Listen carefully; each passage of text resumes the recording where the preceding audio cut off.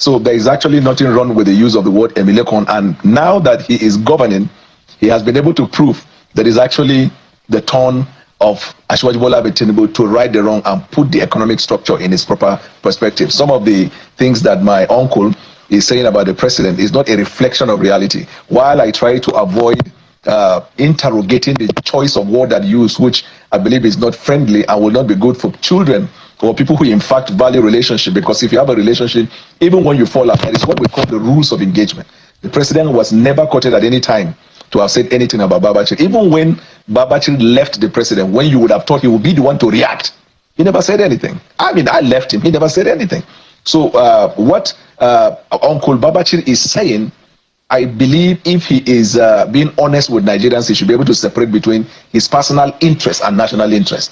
All of the vituperations, all of the expression that he was given is a reflection of his personal opinion about his self-interest in relation to his relationship with Asiwaju. But in terms of whether there is a Yorubanization of the country, I believe this conversation came sometimes back when we really have fact to say that stats and data does not support what he said, because the Nigerian nation is covered. There are good number of northern Nigeria, where I come from, in this government and do creditably well. And he talked about the northern Nigeria that has been disenfranchised. Not forgetting the fact that we just had 8 years of a northern Nigerian ruler. All right, let's take a break. And when we return, more on the APC. We'll be right back. Bwala, spokesperson to President Bola Tinubu, has been speaking with us. Thank you so much indeed. There are a lot of issues that the man raised as to the direction of this government, whether or not this government is pitching itself against the Nigerian people, as to its policies, and whether or not Nigeria is in trouble under this government. Nigeria is actually safe under this government, because if you look at the last 2 years and see how much we have achieved and the results coming out, which is attested to by both national and international people, you will know that this administration was able to put the country on its proper trajectory. Nigeria is safe under this administration because some of the things that could have happened, which would have plunged Nigeria in disarray and problem, have been dealt with, and people are beginning to see hope and they're moving in the direction. The problem I have with those who come as opposition is that for the lack of ideas, for the lack of alternative, they want to pick just about anything that they see. And in this case, since they have not been able to put themselves together, the only thing they can do is to stock up sentiment. That kind of thought around the line of Yorubanization of Nigeria is what you will think that even in beer parlor, they will discourage it and then talk about bigger and better things, than that. And then there is also a kind of conversation that will come. You will say, Bwala, I don't expect that from you because you are an elder statesman. You expect people who do not see beyond their nose to talk about that, because you know for a fact that that is not the case here. After all, when Buhari was in power and you were given role, were you Fulanized? So there are those who will say, naturally, there's that tendency. Naturally, human beings will gravitate towards the habitats which they relate better with. And it is almost natural for you to have a Hausa president that will have a lot of Hausa around him, because it's natural for him. A Yorubama will have a Yorubama. And there are candidates in the campaign that they say, the only reason why I cannot work with that candidate is because everybody around him is Igbo. There are people like that. Right. But as a government, the criticism is that look at your circle, and the key positions of government are those not only from your ethnic divide, but those within your immediate circle. That, well, they've been resting in abroad, all of a sudden you just brought them back to the country. Those were his exact words in the concentration, because he feels that the country is very sensitive. Beyond you concentrating on your immediate circle, you need to expand the circle, and the power and the core of government should not be focused on one group of people. Every man works with he or she that believe he can work with to deliver efficiently. But the Constitution has given us a baseline, a guardrail, right? That in order for you to constitute a government in Nigeria, you must have ministers from all the states of the federation. You must constitute the government in such a way that there will not be dominance of one over the other, so that loyalty can be given to the country. And when you meet that threshold, the next thing you look at is team of people that you believe will help you. You see, like this argument he's making, if you go to the southwestern Nigeria, there are people in the southwestern Nigeria who also have certain animosity to say that he is not working with this part of the state in the southwest, or even in the southwest, he's not working with this set of people, he's working with the people that he chooses, or the people that he prefers, or the people he has been with for long. But the question is, are they working? Are they not working? Then if you look at the cycle of the president, I mean, look at the president, The vice president is not from the southwest. The national security advisor is from the northern Nigeria, from the northeast. Vice president from the northeast. The chief of defense staff is from the northern Nigeria. The ministers of defense, both state and substantive and state, are from the northern Nigeria. You can see the foreign minister of state foreign affairs from the southeastern Nigeria, substantive one from the northern Nigeria. You will see minister of state petroleum from the south, from the Bayelsa state. And you see there is no state, whichever state you tell me you come from, I will find you a minister, a DG, a commissioner, an appointee of the president that is from that part of your country. So when the threshold is met, I thought he is a stakeholder in ADC. And I thought what they will come up with is to say, we disagree with the economic model. We disagree with the way they do this. About the policies and the manner in which the CBN governor is running things at the CBN. But he doesn't speak fact. It's sentiment. It's dangerous to our economy. Smart conversation will be, I disagree with the central bank governor's approach to economy. I believe it is this model he's applying. I believe he's doing this, and this is wrong. If he has taken this, or we would have done this. But it's not sentiment. That's why anytime people lack facts, because you see, you are entitled to your opinion, but what you are not entitled to is facts. So all the things he said here were his opinion. Unfortunately, they didn't help the Nigerian demographic watching the television because he was not speaking to facts. Is this government also able to internalize some of the criticisms, such that, yes, if not all of them 100% are right, but it allows you to be able to take a step backwards to say, what exactly are people saying or thinking? Because it makes this government look like, your critics would say, that this government is aloof, doesn't really know what is going on in the country. When you say that things are going to get better, the question will be, when will it get better? They're already getting better. But you see, when it comes to the issue of whether this government is responsible and responsive, I believe you must have reported over and over and over how that, for example, when an appointment is made and there is a backlash or outcry and the president will retract and reappoint, how that when certain decisions are made by the president and by the government, when there is a backlash and reaction, the president will withdraw from that. How that when it comes to addressing the Nigerian people, the president will give his reason for taking certain decisions when there is a backlash or outcry, and then the president react. But you must separate between the outcry or backlash that come from the population of Nigeria, an agenda that is cooked by the opposition. Let me tell you what will surprise you, Shegun. In the last 1 month, the kind of results that are coming across all fronts is torturing this opposition, torturing them, because they have not been able to come out with any credible alternative. This opposition is turning itself into Kemi Bednock, where you lack what to talk about, you talk about Nigeria. That's what they are doing. What are those things? Well, if the president, Bola Tinubu, were not to be a Muslim, I am telling you, religion would have also been part of the thing that will be stocked up against him. You see? But we should be able to go beyond that. The northern Nigeria is extremely comfortable with the governance approach of Mr. President. You know why? He's solving the problems that are in the long term. And the problems in the moment, you can see conscious effort by the president through the various policy. Take, for example, when the report by World Food Program came out, I think 2 weeks ago, that certain individuals, there are people in northern Nigeria, especially the IDPs, are going to, go into death, sick, and that is because of hunger, malnutrition, that many people are going to perish. What was the reaction of the government? The government, before the report, has taken steps to deal with the issue of malnutrition, to deal with healthcare issue. Now, opposition can never come here, Shegun, and talk about that. You know why? They don't have the ideas. I said this before on your show, and it bears repeating. This opposition till today have not brought up policy issue to say President Tinubu is wrong, this is how it should be. In fact, listening to them, the person who came close to even discussing policy is P2B. Unfortunately, P2B is doing catch and carry. Whenever you subject what he says to forensic analysis, it always comes out as falsehood. Now, the rest of them, now look at them and look at their trajectory, and then be able to tell Nigerians whether as a lifestyle they have been involved in dealing with the problem of Nigerians. But the question is, whether or not you're talking about the nitty-gritty and the details of the policy of this government, right, and you are puncturing whatever the criticisms are, the fact that a lot of people may not be contradict or controvert is the fact that this government made promises, and it says in the end all of these policies will bring results, but Nigerians should be patient. That is what we have heard so much on your side, right. And the question that has not been answered effectively is, at what point, is it in the third year, or in the third and a half year, or on the fourth year, on the fifth year, that Nigerians will get out of this doldrum? You know, I'll be Yoruba nice. Let me tell you this. And for the 18th time, What we have been telling Nigerians, it's not going to happen tomorrow, it's happening now. We told them we are going to critically look at education. We provided funding for people and we have over 300,000 people. It is not tomorrow, Sheun. We told them we are going to look at maternal health issue. You remember the last time I was here, you even testified about cesarean section. We told them we did it. We told them we are going to look at infrastructure because there is a decay in Nigeria. Which part of the country does not have infrastructural development going on? We talked about aviation.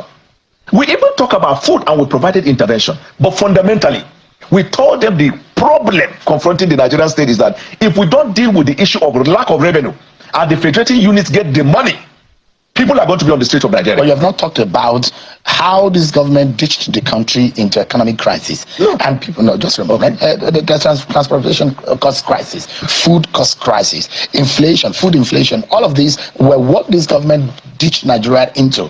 And you have not told us when Nigeria is going to get out of it. Those digits are almost doubled. Right. All those indices are almost doubled. When are we going to return into the fair line? So this is the answer is in plain sight. When we came, the production went down. OPEC celebrated the fact that we beat the record of OPEC in production. Is it not now? Secondly, food, I'm talking specifically transport costs. So let me come to food talking and about then I'll go food to costs, because these are right. issues that affect the more ordinary people than the Babariga wearing and the Emilokan wearing as a politician like you. But here is the answer. The very last time I was here, which was no more than 2 weeks ago, I told you from my village, somebody who was selling food crops, a bag of this, a bag of that, for over 100,000, he struggled and saved them thinking he's going to make more money. And now they are selling for 35, 40, 55,000. It's food. It don't reduce. Transportation and aviation in the last 2 years when we began the policy, it's skyrocketed. Is there not a downward trend at the moment? But the question you are asking, and I want to pose this challenge to everybody and anybody who thinks or knows a bit. You don't have to know a lot about economic. A bit about economic, and if you know something they call reform. Is it going to be automatic? We are not running abracadabra government. President Bola Tinubu is not a magician. And there is no country of the world you will go to tonight where a reform will bring result in 24 hours. In fact, what he has done as compared to other countries, which is why international community are praising him, is that they didn't think we were going to even begin to see this result as of this moment. And this is what is happening. If this infrastructure we talked about, Dr. Sheun, you begin infrastructure, it creates job. It boosts trade. It saves people security. And then the value chain will go like that. We talk about foreign investment. Have you heard about the kind of inflows of foreign investment in Nigeria? So sometimes when I get asked, when is the reform going to work? I wonder. We are in it already.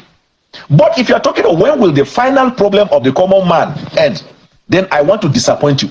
As long as the earth remaineth, the need of man will continue to be insatiable. What we are doing is putting the basic structure for the Nigerian people to achieve their dreams. Let me take you to a rather interesting political scenario that is. And I understand that this is troubling your camp very seriously. The hearing or the sound of Goodluck Jonathan coming into the fray, I understand that it has destabilized your camp. Let me tell you. How troubled is the APC with that news? Let me adjust the camp, the Moroccan camp.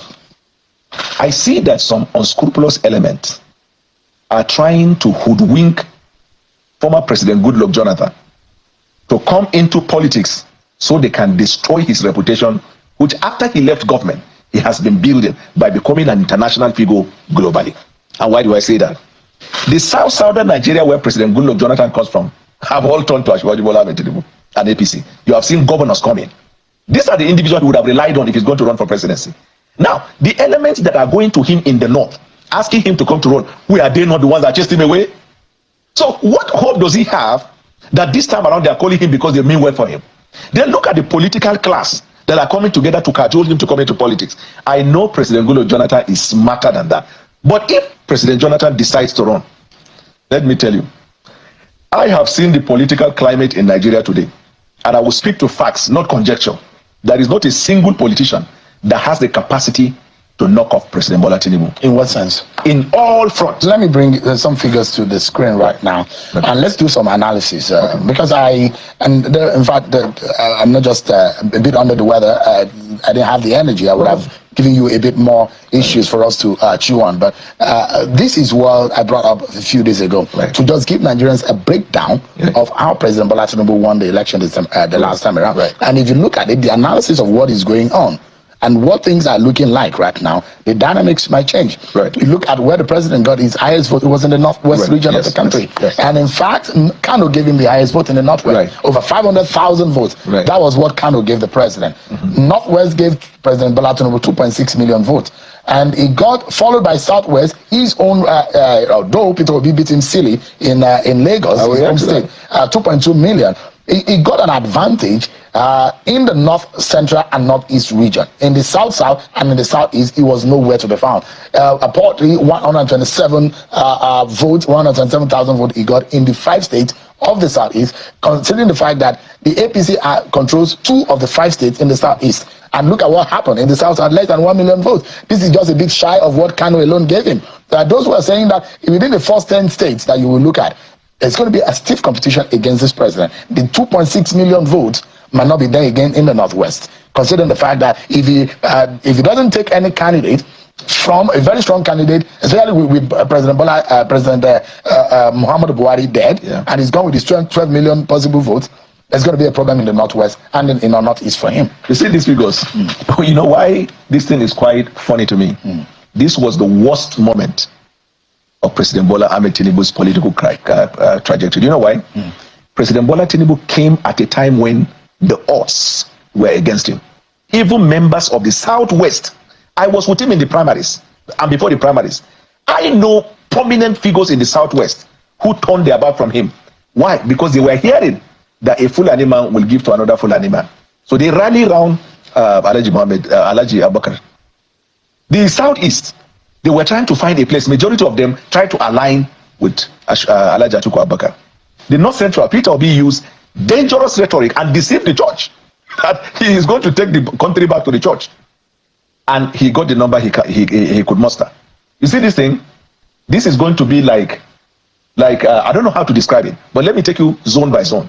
You see the Southeast, I guarantee you President Bola Tinubu is going to get more than 4 times, if not 6 times, the value of the vote he got. So because all the governors get 800,000 votes or 700,000 in the southeast, that's what you're saying? No, he will get up to 2 million. But let me tell you, in the southeast, yes, where will he get that? Let me tell you why. How many votes are there in the southeast? There are lots of votes. Yeah, but the question is that if Peter Obi is not on the ballot. No, Peter Obi will never. He's a director general in ADC, the coalition of. Peter Obi has 3 options on the table right now. Which option? PDP, Labour Party, APC. Let me tell you, those who were saying PDP, when he had Jonathan, immediately he said he's Labour. And why he's Labour? He said he swore. He never said he's Labour. He is. He said ADC. Then he swore that he's Labour. As I tell you, he's not going to get a ticket in any of the parties. That is Peter Obi. Now, the problem now is that he might not even get the vice presidential ticket from the way things are going. But whether Peter Obi is a ticket bearer of the party, Peter Obi has lost more than 50% of his vote because they were not votes that were built on agenda and politics. They were built on rhetoric and division. And Nigerian people's eyes are open. That is one, Southeast. When you go to the South, when President Bola Tinubu came, you know most of the governors were PDP governors in the South. Tell me a state in the South that is not supporting Ashwaji Bola Tinubu. Even the one that the governor say, I remain a member of PDP, say, I endorse Ashwaji Bola Tinubu. Are not governors that have the structures in the state? Come to the Northwest. All these places will be going in the Northwest. The governors coming out, talking about the policies of the president and how they will support him. Are they not the ones with the structure? Sounds to me like what I heard in 2014, 2015 about Goodluck Jonathan. So I've been hearing this rhetoric. Let me tell you today. Goodluck, the coalition then that removed Jonathan was not this Akamo and Moi Moi coalition. No. Rochas Okorocha carried Abga on his back and came. Saraki carried a part of PDP and came. Tambua carried a part of PDP, congregation, and came. Atiku Abubakar had his own structure, he came. Buhari came with his own structure. All of them came together from their legacy party, no disunity, no double party, they are intact. Alimadu Sharif came with his own. And when they came together, these other parties, Nigerians were dissatisfied with President Jonathan. I thought that the same thing they've done now. Atiku Abubakar, there's a Bukola PDP. There is El-Rufai, there is Peter Obi. All of them are not longer on this side. Let me even tell you, the coalition is the media. Because the media has to project that there is an opposition. There is no coalition. If there is a coalition in Nigeria, that coalition is in APC. We are getting governors from their place coming to us. Now, let me tell you, these people that went and gathered in ADC, tell me whether any of members of their party followed them. Let me start with my former principal. I can count to you 20 prominent people, heavy prominent people around him. They remain in PDP, they have not followed him. Peter Obi has been chased out of labor. The only people Peter Obi have is do you know the key people of Peter Obi? Where is Valentine Ozigbo?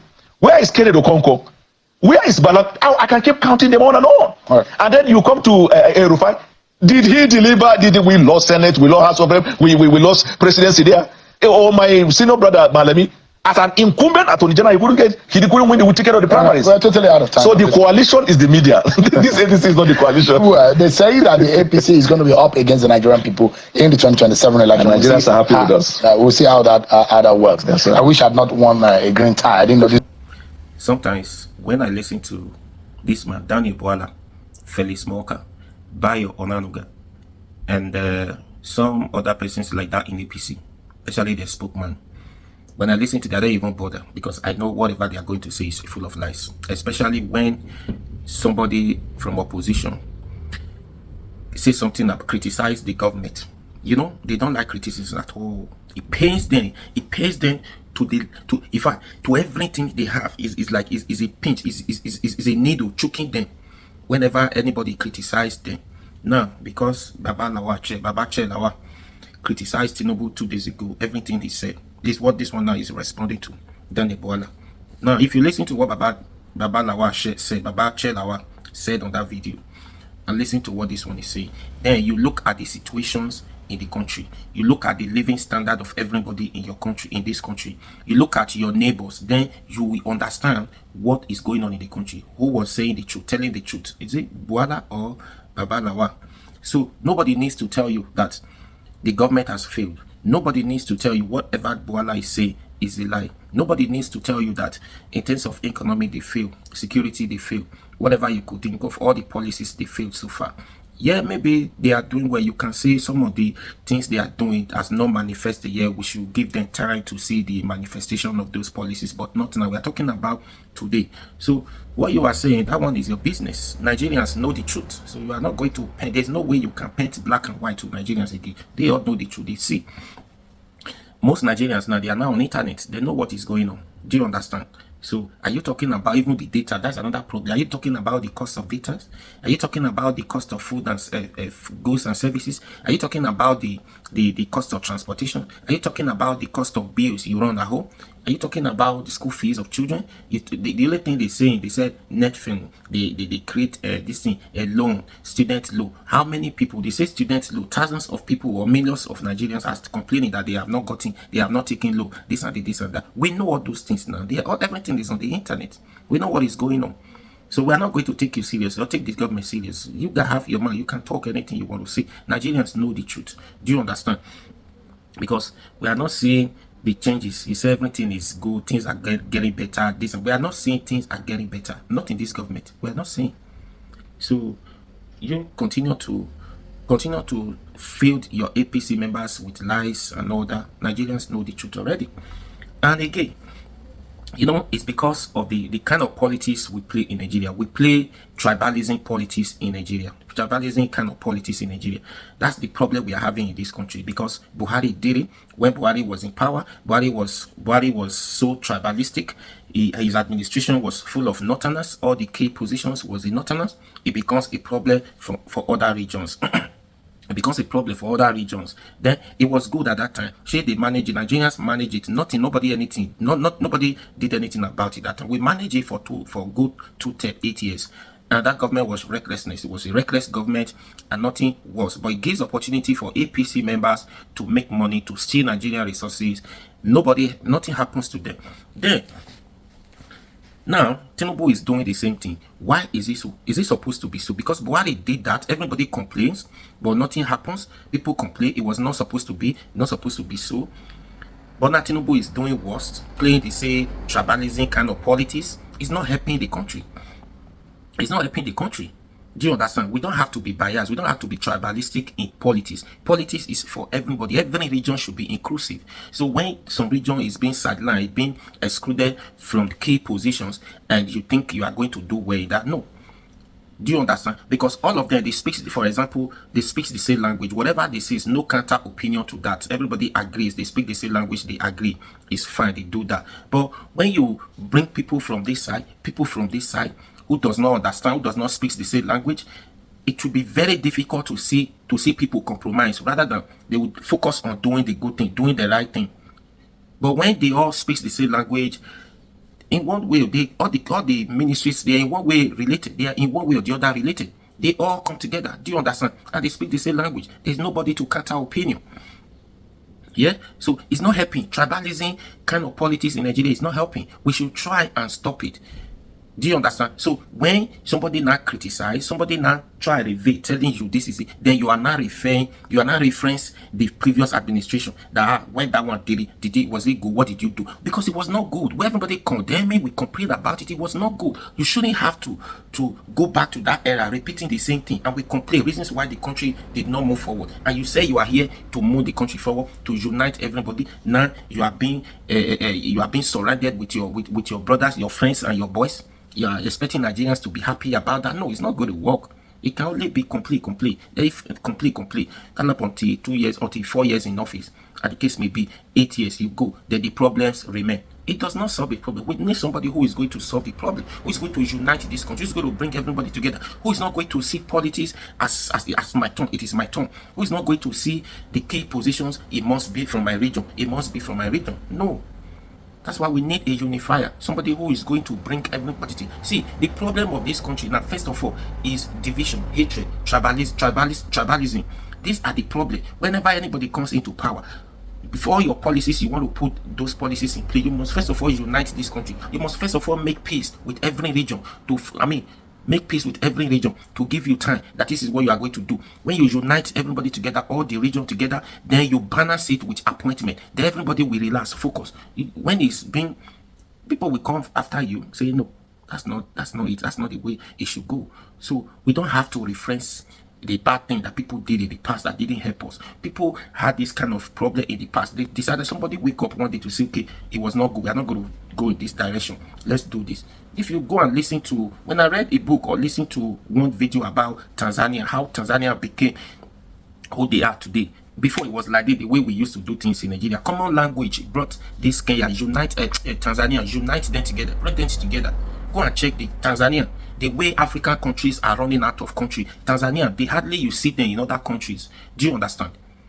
Anyways, yeah, we live in Nigeria, and somebody will come and continue to lie, feed not even Nigerians, is APC member. They are good for that. They are paid to lie to Nigerians, but Nigerians know the truth. You living in your house, nobody needs to tell you that the cost of your electricity has increased double or triple since Tinubu came into power. Nobody needs to tell you that the food and services you used to buy before, it has doubled. The money you spend weekly before, it has doubled. Your transportation cost, it has doubled. And your salary has not changed. Even if they say minimum wage 70-something thousand naira, it has not helped in any way. So what is that? Is there any secret that Nigerians do not know about this government? No. Since we all know this, we now need to focus in 2027. When they talk about coalitions, this and that, Tinubu is going to win the election, all the PDP governors are decamping to APC. That's not my problem. It has never given me any worry, headache one day, because I know these people are decamping for their own selfish interests, for their personal gain. Nigerians are not decamping with them. Just imagine what is going on in coalition now, because they see coalition is getting serious day by day. Now Tinubu is now after coalition by sending or using EACC to destabilize them by approving those key members of that coalitions. Who does that? Anyways, please share this video. What do you think? Share and subscribe to this YouTube channel. I'll be your guy. Run out for me now.